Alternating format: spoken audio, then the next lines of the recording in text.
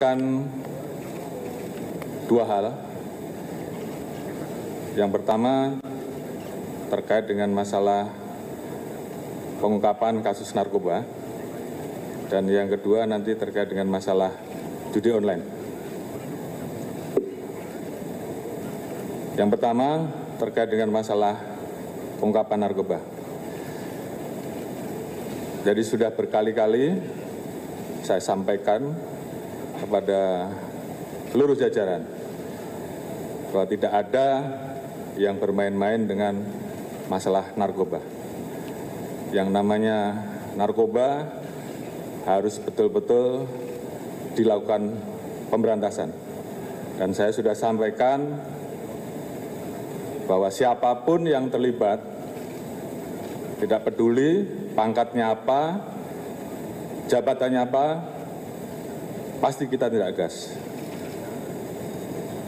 Karena itu bagian komitmen dari kami untuk melakukan bersih-bersih di institusi Polri.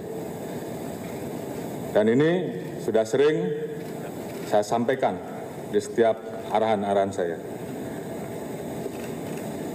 Beberapa hari yang lalu, Polda Metro melakukan pengungkapan terhadap jaringan peredaran gelap narkoba. Berawal dari laporan masyarakat, kemudian saat itu berhasil diamankan 3 orang dari masyarakat sipil. Kemudian dilakukan pengembangan, ternyata mengarah dan melibatkan anggota polisi berpangkat Bribka dan juga anggota polisi berpangkat Kompol, jabatan Kapolsek. Atas dasar tersebut, saya minta untuk terus dikembangkan dan kemudian berkembang pada seorang pengedar dan kemudian mengarah kepada personil oknum anggota Polri yang berpangkat AKBP, mantan Kapolres Bukit Tinggi. Dari situ kemudian kita melihat ada keterlibatan Irjen TM. Atas dasar hal tersebut, kemarin saya minta Kadifropam untuk menjemput dan melakukan pemeriksaan terhadap Irjen TM. Tadi pagi telah dilaksanakan gelar untuk menentukan dan saat ini Irjen TM dinyatakan sebagai terduga pelanggar dan sudah dilakukan penempatan khusus. Kemudian tentunya terkait dengan hal tersebut, saya minta agar Kadifropam segera melaksanakan pemeriksaan terkait etik untuk kemudian bisa kita proses dengan ancaman hukuman PTDH. Selain itu, saya minta kepada Kapolda Metro untuk melanjutkan proses terkait dengan penanganan kasus pidananya. Jadi saya minta siapapun itu, apakah itu masyarakat sipil, ataukah Polri, bahkan sampai Irjen TM sekalipun, saya minta untuk diproses tuntas dan terus dikembangkan. Jadi ada 2 hal, proses etik dan proses pidana. Dan ini tentunya sebagai bentuk keseriusan kami untuk menindak tegas terkait dengan masalah narkoba. Dan ini juga warning bagi seluruh anggota agar tidak ada yang bermain-main dan melakukan penindakan tegas. Saya tentunya juga membuka ruang kepada masyarakat terkait dengan pelanggaran yang dilakukan oleh anggota untuk dilaporkan dan pasti akan kami tindak tegas. Itu yang pertama. Kemudian saya akan menyampaikan terkait perkembangan masalah judi online.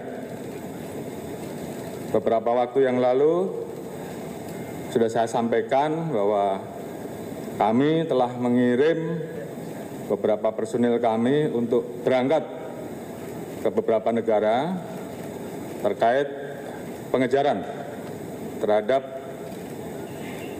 bandar judi online kelas atas yang kabur dan kemudian bersembunyi di negara-negara tersebut. Alhamdulillah atas kerjasama dengan teman-teman dari kepolisian di Raja Malaysia, salah satu buron atas nama Apin BK yang sempat bersembunyi di Singapura dan kemudian bergeser ke Malaysia, hari ini atas kerjasama dan skema polis to polis, buron tersebut berhasil diserahkan kepada kita. Dan hari ini mudah-mudahan semuanya berjalan lancar dan nanti malam Apin BK sudah bisa kita bawa ke tanah air. Jadi ini merupakan komitmen kita untuk melakukan pemberantasan judi online. Ada beberapa orang yang saat ini masih kita buru dan kami mohon doanya agar buronan-buronan ini segera bisa kita ambil dan kita bawa kembali ke tanah air. Dan ini sebagai komitmen kita untuk menindak tegas masalah judi online. Mungkin itu yang bisa saya sampaikan kepada seluruh rekan-rekan. Nanti secara teknis terkait dengan modus, motif, Pak Kapolda Metro nanti yang akan jelaskan. Terkait dengan proses selanjutnya, terkait dengan proses penanganan etik, nanti Pak Kadif Propam yang tentunya secara teknis akan menyampaikan perkembangannya. Namun,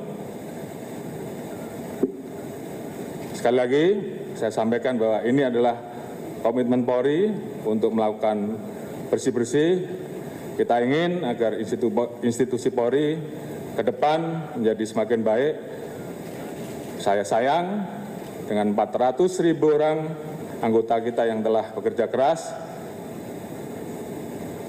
melaksanakan tugasnya dengan baik, dan kemudian terganggu hanya karena perbuatan segelintir oknum.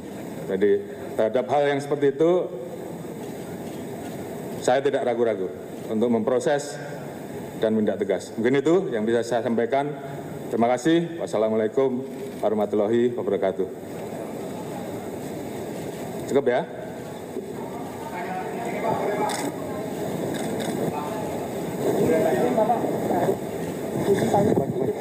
Menjadi terduga dan sudah dipatsuskan beberapa hari lalu kan juga sudah dikeluarkan TR bahwa beliau menggantikan Iko di Jatim. Apakah dengan kasus ini akan ada pergantian juga di Polda Jatim?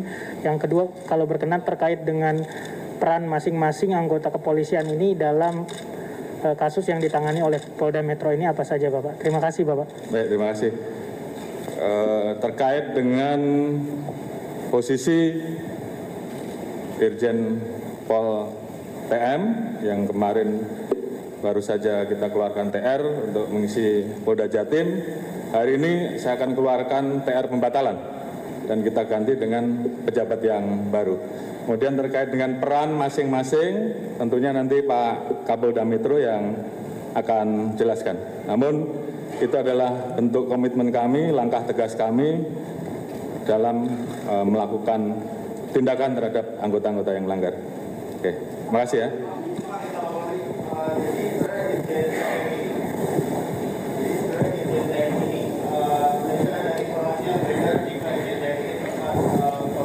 Narkoba saat dilakukan tes urin begitu Pak. Itu apakah Irjen TM ini saat ditangkap positif atau negatif menggunakan narkoba atau bagaimana Pak? Dan patsusnya di mana Pak? Mohon maaf Pak. Terima kasih. Baik. Untuk patsus tentunya dari Propam ada ruangan khusus yang disiapkan sambil menunggu proses pidananya. setelah proses pidananya nanti ditetapkan tersangka, maka yang bersangkutan akan dipindahkan menjadi tahanan di Polda Metro. Itu masalah teknis. Kemudian terkait dengan masalah tes untuk Irjen TM dilakukan 3 kali tes. Memang satu hal yang didapat terkait dengan masalah jenis obat tertentu, tapi bukan narkoba.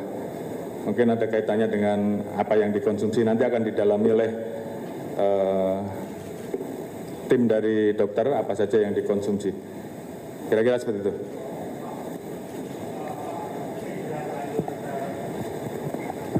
Terima kasih Pak, saya Rama dari Radio Olisinta. Sudah terlanjur tersebar informasi bahwa Irjen TM itu ditangkap karena diduga menjual barang bukti narkoba, Pak. Apakah betul itu, Pak? Dan kalaupun itu betul, apakah tindak lanjut selanjutnya, khususnya misalnya apakah ada evaluasi atau audit di Polda Sumbar terkait penanganan narkoba di sana? Terima kasih. Ya, saya kira itu adalah bagian dari hal-hal yang nanti akan kita turunkan juga tim untuk mengecek terkait dengan proses penanganan pengungkapan pada saat di Bukit Tinggi kemarin. Dan tentunya ini juga menjadi bagian SOP yang harus kita perbaiki ke depan. Dan saya kira dugaan keterlibatan yang bersangkutan menjual kita sudah mendapatkan, namun secara teknis nanti